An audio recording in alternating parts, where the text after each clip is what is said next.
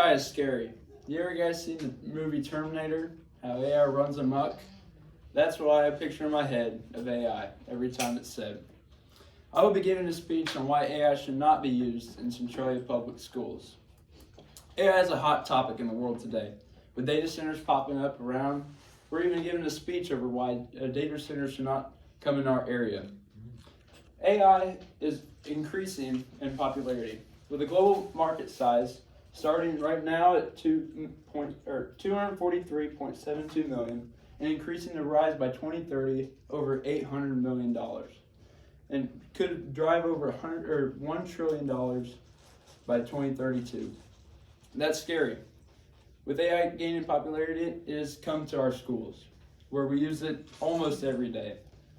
AI has negative effects, like increase of laziness, the loss of the teacher relationships, and job security. Teachers are more becoming a babysitter, not a teacher. I think there should be limits of AI inside of schools.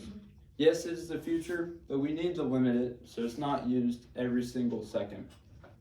I want to dive deep into the impact of the loss of teacher-to-student relationships.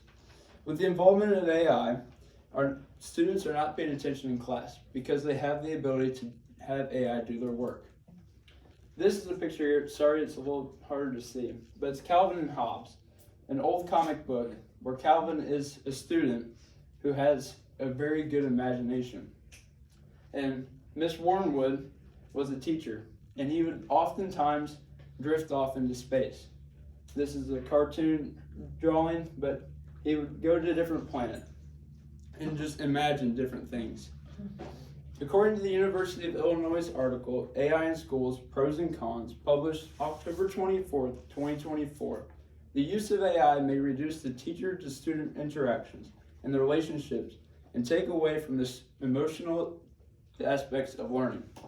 When kids graduate, not every student has the ability to use AI in their workforce when they're at their job. Not only does AI hinder the teacher-to-student relationship, it encourages laziness with the students.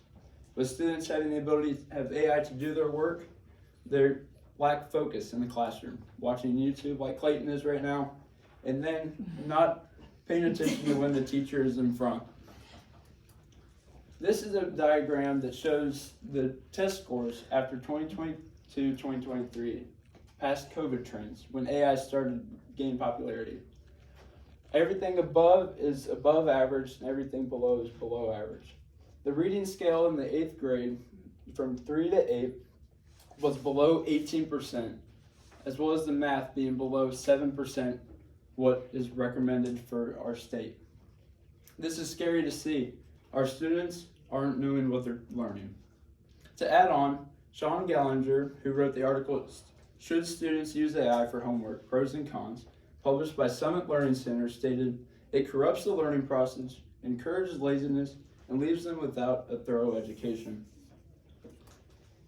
Laziness has been popping up throughout government and the population, and it is because of our school system, allowing students to use AI.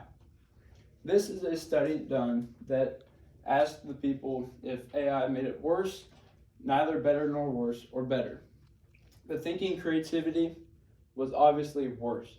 Just asking AI to do a project for them without giving any of their own personal character into their speech or presentation. And then meaningful relationships, 50% worse, difficult decision, 40% worse, and solving problems, which is the main one, is definitely worse. It's sad to see. When you're in the real world and stuck in a scenario, you can't just pull up AI to ask them to do a problem if you're stuck in a situation for life or death. From a young age, we're all asked the question, what do you want to be when you grow up? Your younger self might be sad to see that your job is not allowed anymore because of AI taking the minor jobs. AI has been seen in secretaries through veterinary clinics, being able to do the paperwork and everything behind the scenes that will take the money that is used for them when AI can just run it for themselves. You also see it in your grocery stores. The other day, I was in a grocery store and I saw a vacuum cleaner, AI-driven vacuum cleaner. That gives rid of a worker. who might be trying to provide for their family. Sad to me to see that we're letting AI take our own jobs. In conclusion, I need to talk about my counter argument. Yes, AI can be used for good. With the adaptation, like Olivia said, having kids study on their own and have that drive of encouragement from AI to help them, assist them in the question. But the way I see AI is we're just going to allow it to do our work for us and get rid of the idea of doing our work for ourselves. Yes, AI is the future, and we need to adapt to new technology, just like the phone invention.